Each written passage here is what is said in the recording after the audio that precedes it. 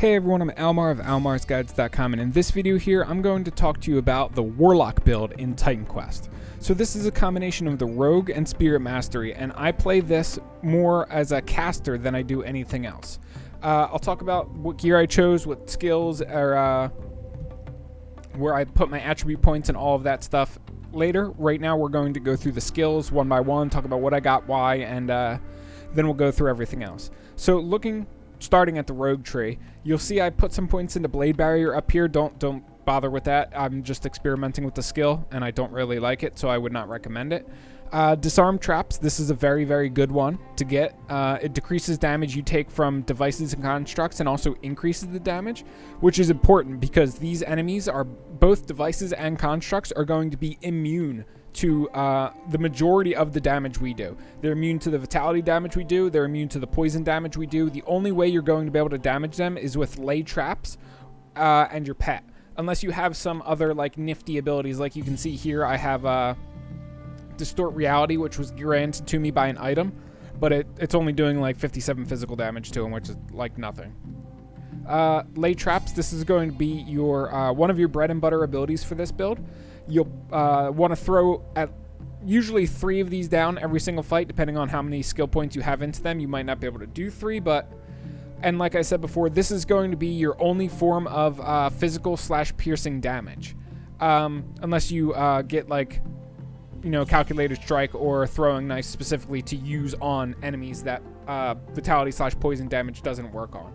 But I prefer to just do lay traps and go that route, and use that plus the Summon Lich King plus the Summon Outsider. That usually is good enough to deal with devices and constructs. So Envenom Weapon and this line right here. And one thing about lay traps too is it's very good to use when kiting around enemies and not just for actual, whenever you're fighting enemies. It's multi-purpose skill, and I really like skills that are good like that. So in Venom Weapon, you want to put 1 point into a Venom Weapon and 1 point into Nightshade, and then max out Toxin Distillation and max out Mandrake. So Toxin Distillation, this works for all attacks that you have, all poison attacks, that you have. So it'll boost the damage of Poison Gas Bomb as well as in Venom Weapon. Now, to the best of my knowledge, Envenom Weapon does not proc with a staff, and we're going to be using a staff. So that's why I say only put 1 point into it. But the main thing we're going for as far as Envenom Weapon goes is this right here, Mandrake. You want to max out Mandrake because it'll make your Poison Gas Bomb have a chance to confuse enemies, which is phenomenal because it will reduce the damage they deal. And it'll also chance to fumble attacks, which is, again, will reduce the damage they deal. Mandrake is a very, very, very good ability because it'll make your Poison Gas Bomb not only deal a lot of damage, but it'll also make your Poison Gas Bomb into a crowd control ability as well as a damage dealing ability. So, moving on to Poison Gas Bomb. This is going to be one of your bread and butter abilities for this build. This is my right-click ability, and I love this ability. It's very, very powerful, and it does a lot of damage, and it puts a lot of status effects on enemies. As you can see, Impaired Aim is one of the status effects, as well as a chance to fear. It also has a chance of doing some bleeding damage and piercing damage with bomb fragments that it creates. And on top of that, the regular old poison damage and chance to slow enemies. This is used basically every single fight that I get into. Love that ability. Flash Powder. This is one of the optional abilities I have on my list for this build. However, I really like this ability. It's much like your Poison Gas Bomb in the chance, or not Poison Gas Bomb, sorry. I think it's Mandrake, yeah. It has a chance to make enemies fumble their attacks, or it has a chance of making enemies confused. Either or, they can be affected by both. Usually they don't last for the full 3 to 8 seconds in confusion. Usually they last 1 to 2 seconds, if that, but it's a very good crowd control ability if you have a lot of enemies beating on you. You can just hit Flash Powder, and then they kind of all walk around for a second or two and then start attacking you again. So moving on to the Spirit Tree. Turning an attack. This is our bread and butter staff attack that we want for this build. This will be your left click, and one thing that's worth mentioning about this build is usually players describe it as shotgun mechanics, When you use an ability like Turning Attack, it shoots off 3 projectiles like you're seeing right here on the screen. Each of these projectiles can hit the same enemy and all deal damage to the same enemy. Now, in a lot of newer games, abilities don't work like that anymore. Like in World of Warcraft, if you use like an AoE attack that has projectiles like this, and the same target is hit by multiple projectiles, only one of those projectiles will do damage to the target. However, Titan Quest is an old enough game to where that rule wasn't figured out at the time, and it works differently. So in Titan Quest, if you get really up in an enemy's face and you hit them with Turning Attack and all 3 projectiles hit them, you will do a crap ton of damage. It's one of the things that makes Turning Attack very, very powerful as not only single target DPS, but also boss DPS. So Death Ward, that's a passive. I recommend putting a few skill points into that, but there's really no reason to go overboard. Summon Outsider, this is one of the optional abilities that I recommend for this build. It's a short duration, very long cooldown pet. And the pet does a lot of damage, so that is nice. But other than that, I don't know. I don't know if I like the ability or not. I mean, I like it in the sense that I like how much damage he does, and I like how effective the pet is, but the cooldown is very, very annoying. It's a very, very long cooldown, and it's hard to shorten it. You can shorten it if you get a lot of points into Circle of Power. You throw it down your Circle of Power, and it'll reduce the recharge / cooldown reduction on your ability. I'll talk about that a little bit later, but as far as Summon Outsider goes, like I said, it's an optional ability. Up to you if you want to get it. I get it because I like it. So Death Chill Aura and the 2 passives that come with it, this is one of the bread and butter abilities of our build too. You want to keep this buff on yourself at all times, and almost every build that goes into Spirit Mastery is going to get Death Chill Aura. The main things that make Death Chill Aura good are 45% reduced damage, and that's to enemies, not you, of course. So any enemies that are around you that are standing in Death Chill Aura deal 45% reduced damage, which is insane. It's insanely good. And Necrosis. The main thing that we like about this is it reduces their vitality damage resistance by 119%. Our main damage dealing attacks for this build will do vitality damage. So I think Turning Attack, I don't think it does. No, it just turns your staff into vitality damage. Or, sorry, it turns your staff into 3 projectiles. The fact that we're depending on Death Chill Aura is why you want to get a staff that deals vitality damage. That is not a requirement, but very close to a requirement. Highly recommended you get a staff that deals vitality damage, because then you'll get the most use out of Necrosis because it reduces their vitality resistance. So Life Drain and the passives that come with it, Soul Drain and Cascade. So I personally get Life Drain because I think it's very, very helpful against ranged enemies. So I like Life Drain for a few reasons. I like it on large packs of enemies when I need to heal myself and my potion is on cooldown. But that's very, very rarely that happens. What I really like it for is fighting archers. Because when archers are running all over your screen at the top of your screen, and you try to use like Turning Attack on them, look how slow it moves.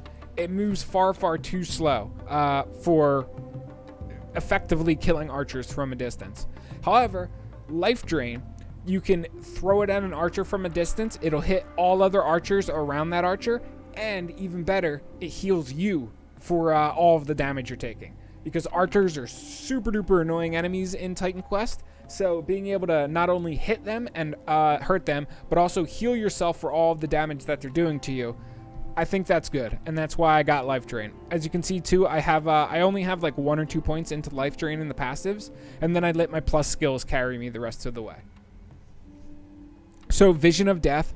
This is kind of another optional ability if you wanted it. It kind of works like the Flash Powder in Rogue Tree. It just does, instead of confusion, it just fears them. That's essentially the difference there. I would only recommend one of the two. There's no reason to get both of them. It's just adding extra abilities to your bars that you were not going to have time to hit.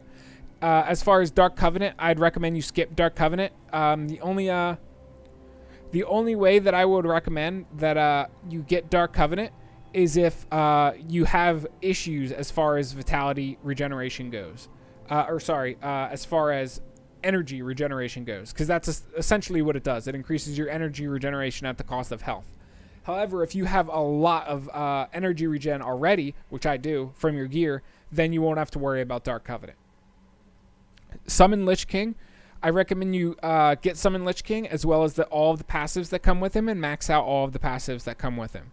He's a very, very powerful pet, and one good thing about him for this build is he also deals damage that affects devices and constructs that we don't deal. I don't know what type of damage he deals, but it does affect devices and constructs. So he's another way to hit enemies that our poison damage and our vitality damage does not affect.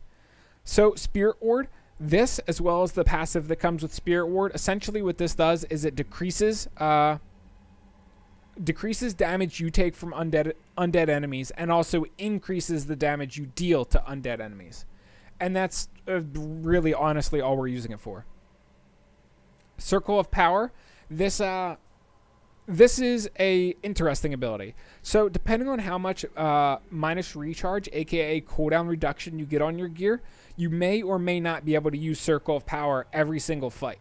And also, one thing to keep in mind, standing in your Circle of Power will also reduce other cooldowns, such as like Summon Outsider and stuff like that.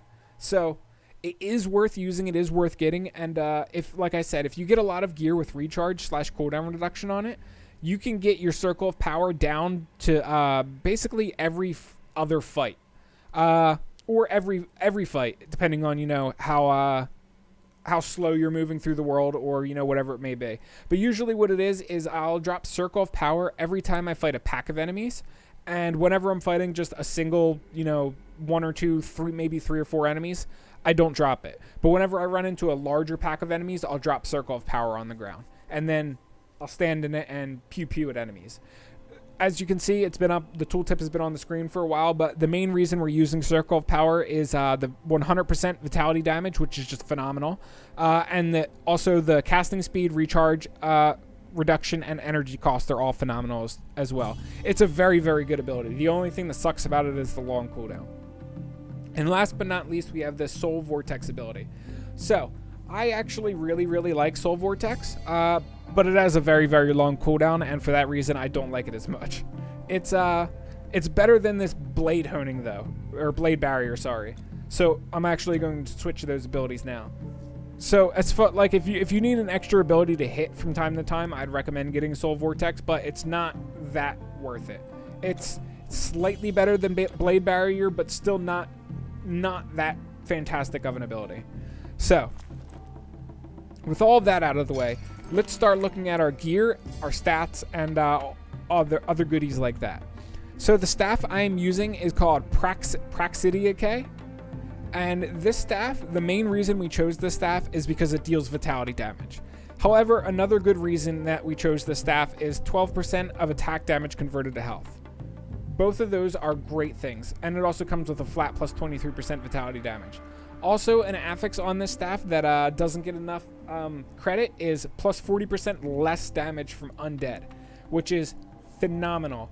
One of the hardest enemies in the game is Toxius, I forget his last name, Toxius the Cruel, I think?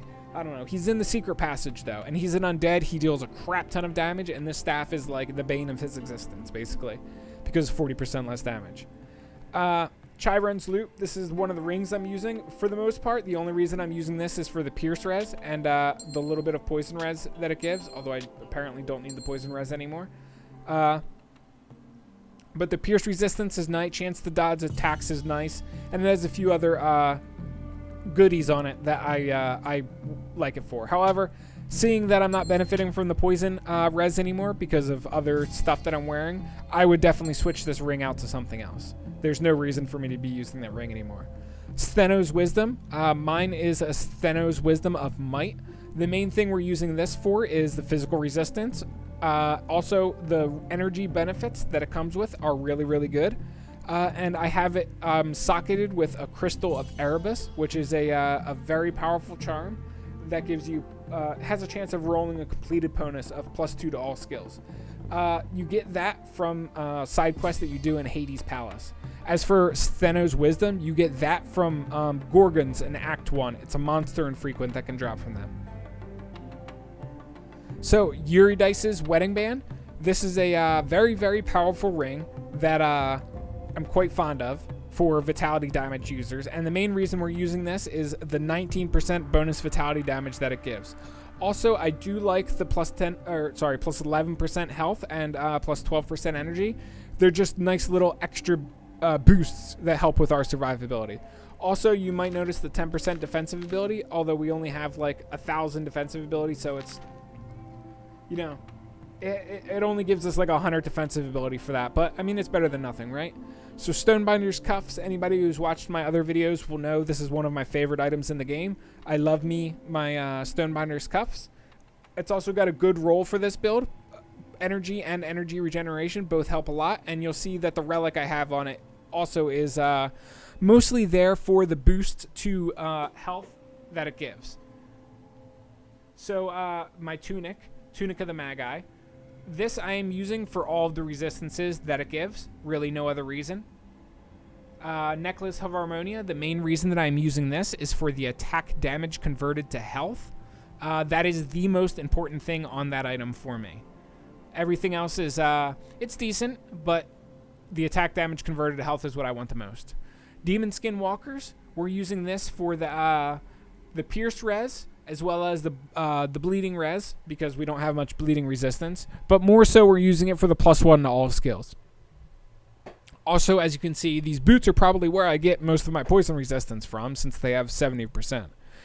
This Apples of Idun. This is a very, very good relic, and we're using this solely for the vitality damage resistance that comes with it. Although the regeneration qualities that come with it are also nice. That's part of the reason that I have like 40 energy regen. I don't know what it is. I think it's per second or per tick. I'm not sure. I think it's per second in this game. I also have this Talisman of the Jade Emperor swap relic if I ever need to swap to that for anything. And that is pretty much all as far as my gear goes. So as far as my skills go, as far as my attributes go, as you can see, I don't think I put anything into strength at all. I think I just left strength as it is, and the only thing that raised it was rogue mastery. I put a bunch into dexterity. I got my dexterity up to 425 to wear these Stonebinder's Cuffs. That is like the threshold that you absolutely want is for Stonebinder's Cuffs. And as you can see, I dumped basically everything else into my intelligence. My intelligence is 753 right now. And as you can see, my resists are pretty solid on this character. I'm pretty content with the resistances. The only one that's a little bit lacking is honestly bleed resistance, which is the least useful one anyway. And that really is it as far as the pieces of info you need. Now let's actually show you the build in action.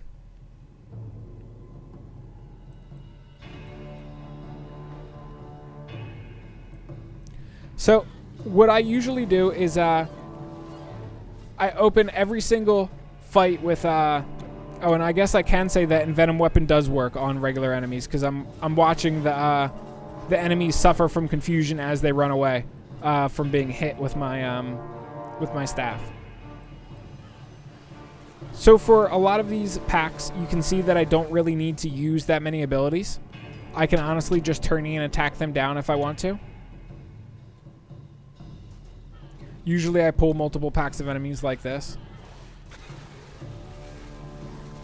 For this build, what I usually do, especially if you have a lot of attack damage converted to health, is pull multiple packs of enemies at one time. Unless you're playing on like X Max, then you'll be fighting, you know, major big packs anyway, so.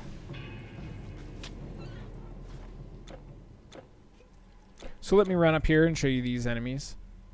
More Melanos. Lay traps are good for pulling enemies at a distance. It's one of the useful benefits of lay traps. They sometimes will attack the lay traps and kill them, but that's okay. One good thing is if they do end up attacking the lay traps and they kill them, that gives us more time to survive or to kill them before they kill us. Sorry, I got worried there because the archers really do a lot of damage in this game.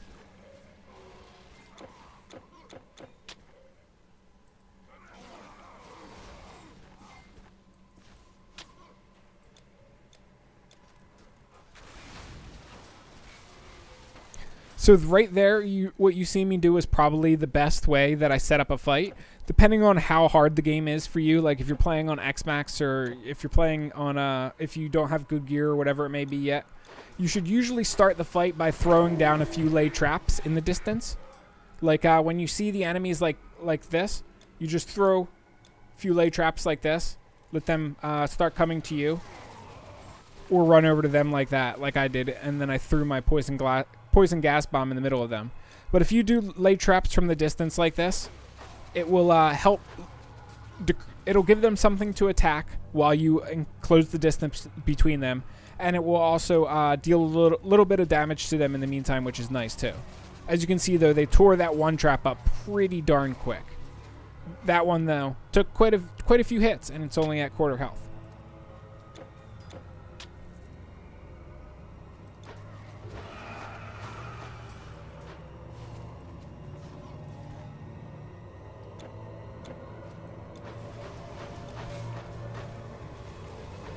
So there's Circle of Power, finally using it.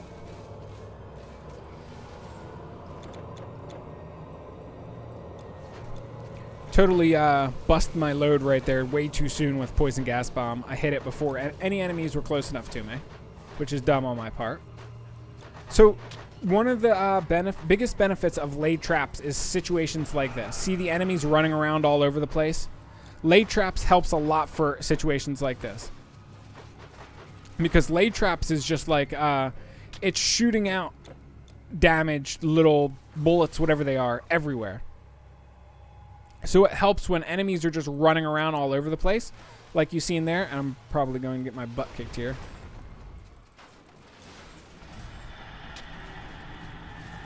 That went better than I expected. Those Gigantes enemies are really, really something to worry about / watch out for. They deal a buttload of damage.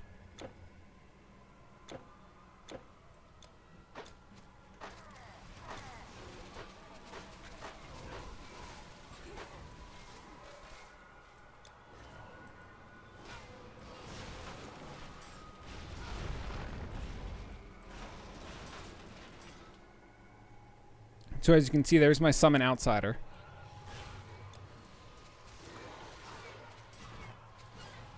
Sadly, like I said before, he doesn't last long, but he does he does do a lot of damage when he is up.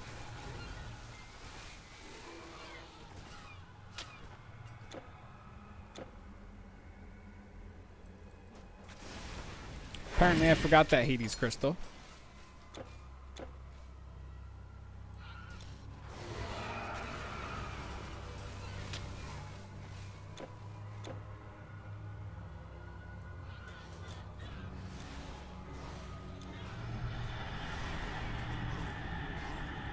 So right there, I didn't use any. The only attacks I used were the Soul Vortex, and I let my pet do. Or I think I used Poison Gas Bomb too. I was just experimenting to see if I would be able to take a pacifist approach to killing them.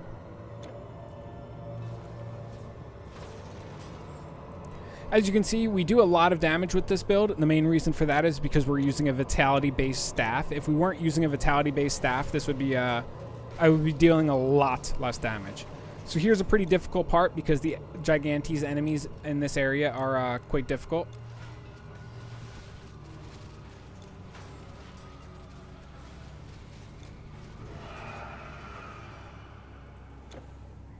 I think there's more Gigantes down here. They're the best things for me to kill during this video because they're a good example of how good this build can be.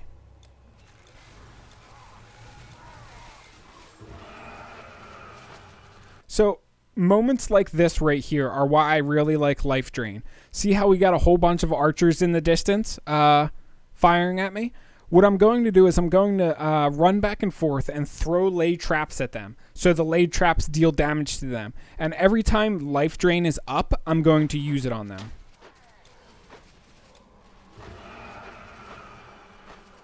As you can see, it worked out pretty well. And I like to do that for archer enemies that I struggle with. Because, like I said, archer enemies run around a lot, and they're hard to actually hit with turning attack because they keep moving, as you've seen there. However, Life Drain is a very, very fast-moving attack, and Life Drain also heals you, which is very, very helpful because these archer enemies do a buttload of damage. So Life Drain essentially does everything you want it to do when fighting archer enemies. It will heal you for the damage that you suffer, and it will also hit them very easily because it's a fast-moving ability. It's actually something they can't dodge. Once you select a target for Life Drain, it's going to fly at the target and hit the target. So it's a very, very, very effective tool when used against archer enemies.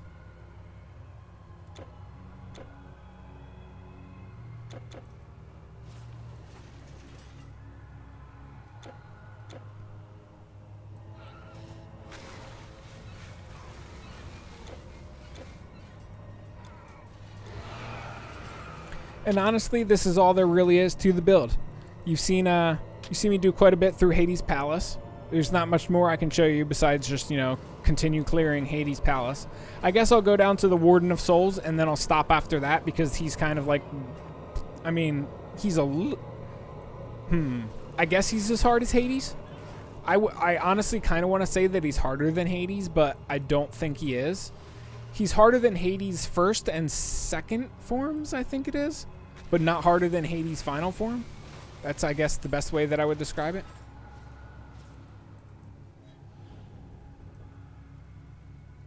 Okay, this video has been going on for 26 minutes, so there's no, I don't want to extend it to 30. But that's really all there is as far as this build goes. If I forgot anything, left anything out, or you guys disagree with my skill choices for this build, let me know in the comment section below. I would love to hear from you guys. And if this video helped you guys out, be sure to leave me a like because that helps me out. Aside from that, though, I will catch you guys around in future Titan Quest build videos. Peace.